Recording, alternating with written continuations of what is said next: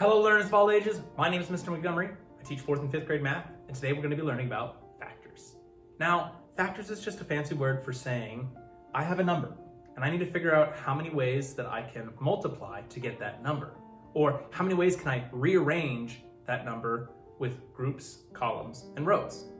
Now, say I have 6 M&Ms. I'm wondering, well, how can I factor out 6? Or how many different ways can I rearrange those 6 M&Ms? How many columns could I have? How many rows could I have? So I have 6. Well, I'm trying to think of the different ways that I can multiply to get 6. I know that 1 times anything is always going to get me my answer. So I could have one row of 6. I could go 1, 2, 3, 4, 5, 6. Then I could also go to, instead of 1, I can go to 2, because 6 is an even number. So 2 times 3 is 6. I could have 2 rows of 3. That could look like 1, 2, 3, 1, 2, 3, and I have 6 altogether. Those are what we call different types of factors. My factors for 6 would be 1, 2, 3, and 6. When we list out factors, we want to go from smallest to greatest. In the next lesson that we're going to be learning about factor pairs. That's when we have the two numbers that you can multiply together to get that number. So 1 and 6 would be a factor pair, 2 and 3 would be a factor pair, but today we're just wondering about what are the different factors of our certain number. Now, sometimes you might have some numbers that have a lot of factors, and sometimes you might have some numbers that don't have as many factors as the rest. Well, let's take a look at 13. I know that 13 is something called a prime number. And a prime number means that the only way to get to that number is multiplying by 1 and itself. 1 and 13. I'm going to check to see if there's any others in the middle. If I go 2, well, 13 is not an even number. 3, if I add 3 plus 1, that's 4. It's not divisible by 3. 4, 8, 12. No. 5, it doesn't end in a 5 or a 0. 6 times 1 is 6, 6 times 2 is 12, nope, doesn't work.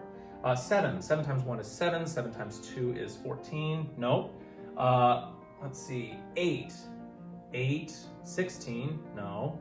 9, no. 10, well, doesn't end in a 0. 11, no. 12, no. But 13 times 1, sure. So the two factors that I have for 13 are just 2 of them, 1 and 13. But on the flip side, I have 18. I know that 1 times anything is that number, 1 and 18. The reason I'm leaving so much space in between is because I know that there's a lot of numbers in between. So I know that 18 is also an even number. It can be divided by 2. 2, 4, 6, 8, 10, 12, 14, 16, 18. So I have 9. Put the 9 over here. If I add 8 plus 1, that's 9, excuse me, which means it's divisible by 3. So 3 times 6. And let's see, 4? I don't think so. 5? No, it doesn't end 5 or 0. 6? We already have 6, so I don't need to multiply by 6 because I know that 3 times 6 can get me 18. On the flip side, 6 times 3 can also get me 18. But when it comes to factors, I only have to list each number out once, so that way we have no repeats. All right, my 4th grade friends, if we take a look at page 123 in our workbook, we will see that we're going to be doing practice problems number 3, number 5, and number 6. The directions say, find all the factors for the number.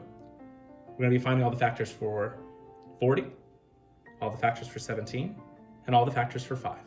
Make sure that you take your time, double check with multiplication, and if you have any questions on this concept, please bring your questions when you bring this practice sheet to school tomorrow.